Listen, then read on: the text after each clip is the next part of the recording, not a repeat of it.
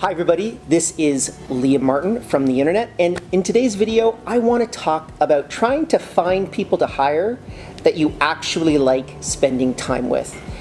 This hasn't been that big of a problem for me, except for Caleb, who's over here. He's horrible as a human being, but other than that, everyone else in the company has been absolutely fantastic. And I've achieved this by focusing on 15 variables that I think are really critical to how to hire remote employees that you actually like spending time with. I'm also surprised that Caleb didn't even react to that. I think that he's got a serious issue. He's just hanging out on the couch over there. You probably don't even see him at this point. But I digress. Let's get into the points about how to hire people that you'll actually like. Number one, I think that people need to be self-aware in the way that they identify not only with their jobs, but themselves. So self-awareness is a really important variable for us. And what we in essence mean by that is we want people that are going to know who they are, what they stand for, and whether or not those cultural components of their personal identity connect with our company culture, and then also connect with me if I'm your direct manager. So it's really important to know what that person is about and how they relate not only to the company, but to yourself. So as an example, I have a video document that I usually give to people that have made it onto a shortlist hiring with me, identifying all of the little quirks about me and who I am as a person. So stuff like, am I good with getting along with people? Do I respect speed or do I respect precision? These types of things I all identify, and then I'm able to very clearly communicate that in that document, and people see whether or not I can connect to them on that level. So number two, we want people committed to mastery inside of the organization. So if people are not really interested in their jobs and they're just kind of doing it as to get a check, that's usually someone that we won't get along with on the long term. Instead, if it's somebody that's really passionate about what they're doing, we know that those people will generally be long-term assets inside of the company and people that we usually get along with. Very rarely do we work with people that just don't want to do what they do and they're just looking for checks, because otherwise there's a lot of other companies that they could work for and they'd probably get a much easier time of it. We usually challenge people to commit to that mastery at whatever level they're trying to achieve and always move themselves forward, because otherwise we see it as just not something that connects with our own personal company culture. Number three, they have to be intrinsically motivated. So particularly with remote teams, it's important that people are motivated to achieve their personal goals inside of the company for themselves, as opposed to not necessarily being all that motivated. And it's particularly important in remote teams because you're not directly managing that individual on a minute by minute or hour by hour basis. You're simply just meeting with that person at most once a day and probably once a week, talking with them and seeing how they're doing. If they're not intrinsically motivated about achieving the company goal, then they're probably not going to be long-term successful employees at our company. Number four, people need to be reliable. Reliability is one of the most important components that we have inside of our company, because we are primarily a remote business, and also we are a company that is focused on time. So time for us is a central component of the way that we do business. If you're not reliable, if you're not showing up on time for meetings, if you're not reliably delivering the assignments that you're supposed to be delivering on time, then it's a major issue for us. So we don't even care whether people get it in a very slow amount of time, whether they move slowly, as long as they're moving on target, as long as they're actually doing what they're supposed to be doing. So if you say a project is going to be ready in 3 weeks and you deliver it in 3 weeks, that's great. If you say a project is supposed to be delivered in 2 weeks and you deliver it to me in 3 weeks, that's much worse. I need reliable projections. That's the most important variable when we look at when we want to work with somebody on a long-term basis. Number five, people have to be honest. And honesty for us is a central tenet of us really getting along with remote employees and being able to work with them in the long term. Because they're sometimes on the other side of the planet, we really have to deal with honesty to make sure that people are doing what they're supposed to be doing and not necessarily screwing the company out of dollars, time, and energy. So honesty is centrally important to us, and we are always honest with our employees, and we expect that same type of honesty back from us. And if we can get that both ways, it's usually somebody that we want to work with long term. 6, you have to be positive. If you're not positive inside of the organization, then you're generally bringing everybody down, and we don't really like negative people. We want people to always look on the bright side of life and not necessarily on the negative side of life.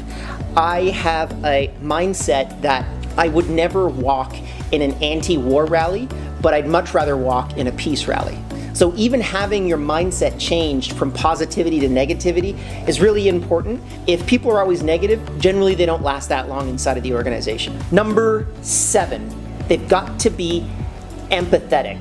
So empathy for us is also another really important variable that we look for inside of the organization. I know for me, the ability to understand when maybe another team member is really going through some trouble and they need some help inside of their particular project, and you're just going to go and help them even though it's not your job, or someone that's going to help people that aren't even related to work and working with those people because it's the right thing to do.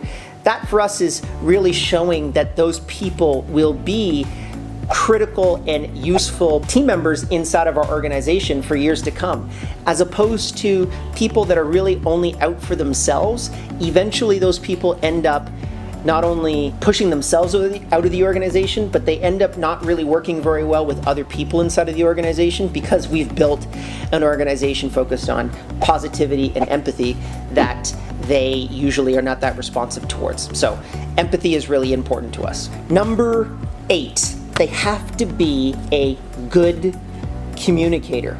Being a good communicator isn't necessarily something that I think you can learn, and it's something that you're only born with. And inside of our company, we're really focused on being as good at communication as we possibly can be. It's really important also inside of a remote organization to be very good communicators, because if you're not a very good communicator, remotely, you're actually going to communicate a lot less than you would if you're in a brick and mortar organization talking to people face to face every single day. So good communication is critically important. We usually communicate through video, like Skype as an example, or through Zoom, and that provides us with a very rich source of communication. So we're not only collecting their voice, but we're also seeing them, and we're seeing the nonverbal communication that might be happening with them while they're chatting with us, either through Zoom or through Skype. So if you have a remote organization, I highly suggest that way to interact with your staff, because you're going to get an entirely new context on how they communicate, and you're also going to get more communication rich information that is critical if you're running a remote team. 9, they have to be confident. So running a remote organization, employees are located all over the world, and we really, inside of our company, we want to have people that are not asking us what to do, but telling us what they did. And if they're not confident in making their own decisions, then that can be a huge mess, because people are constantly waiting on you to actually accomplish or asking you to do what they think that they should do. So usually we always have the rule of take action first, then tell us what you did, and we can usually reverse any decision that's 12 to 24 hours old. So confidence is absolutely critical in making that happen. Number 10, the ability to multitask. And I know that probably a lot of people are saying, well, multitasking is a bad skill set and you really want to have people that are focused on one particular thing. However, inside of remote organizations, it's important to be able to multitask, or have the ability to multitask and interact with a lot of different people and a lot of different tasks, because inside of a tech startup, inside of a remote tech startup, people very rarely wear one particular hat. They always have to wear 1 or 2 or 3 hats inside of an organization. And if you can't multitask and take advantage of the different things that you're doing, or at least be able to execute on accomplishing different things, usually you won't last that long inside of our company. Number 11, and I'm just going to stop counting because I don't have more than 10 fingers. Detail oriented. You have to be detail oriented to be inside of our company. And this is probably something that is quite divergent from a lot of other businesses. Because we are remote, being detail oriented and communicating detail virtually is critically important for us as an organization, because we're not picking up all of the other components of communication that you would get in a brick and mortar organization. So having all those details communicated to us is critically important for not only for me, but for the entire organization in exchanging information throughout the company. So detail oriented, critically important. Number 12, you have to be autonomous. And again, this rolls back to the old perspective of we want people to be focused on not asking us what to do, but telling us what they did. And a big component of that is autonomy. A lot of our employees are working completely on the other side of the planet, and it's a 12-hour difference from where I'm at. So if those people are not able to make their own independent decisions, then they're waiting 12 hours for me to be able to make that decision for them. That's a bad way to actually operate a business, so you want to be able to make sure that people are very autonomous and can take independent action. Number 13, they have to be adaptable. And this connects back to being a tech startup. Very few people in a tech startup should be wearing only one hat. Usually they wear multiple hats. Even if you have 100 employees, even 500 employees in your organization, as a tech startup, you've got to change roles quite often. So being adaptable is absolutely critical in achieving that, and people that are not willing to do a little bit of sales on one day, doing a little bit of customer support the next day, doing a little bit of marketing the next day, usually will not be that successful inside of our company. Number 14, you have to understand the industry. We hire a lot of what the industry calls digital nomads. So people that travel the world literally working from their laptop. Because our company has always stated, we want to empower workers to work wherever they want, whenever they want. So the ability for people to truly understand the industry and live that product is so important for us when we try to find team members inside of our company that we're going to work with throughout the long term. Number 15, the last point is we want persistency. Inside of our organization, people that don't really stick to things, particularly things that are very hard, very rarely succeed inside of our company. So we want people that are ultra consistent, ultra focused, and most importantly, ultra persistent in executing on the projects that they've been given. And that's usually through a lot of autonomy and creativity and just the ability to sit down and say, I'm going to solve this problem. I don't yet know how I'm going to solve it, but I know I'm going to figure it out in some shape or form. So persistency is probably one of the most important things that we have in our organization, and that's why I had it as the last point on this massive 15-point scale of the things that we do to try to hire people that we actually like. So if you like that video, please give it a thumbs up. And if you really liked it, write us a comment and tell me some other points that maybe we should add to our list on how we build out the people that we really love working with inside of our company. So thanks for watching.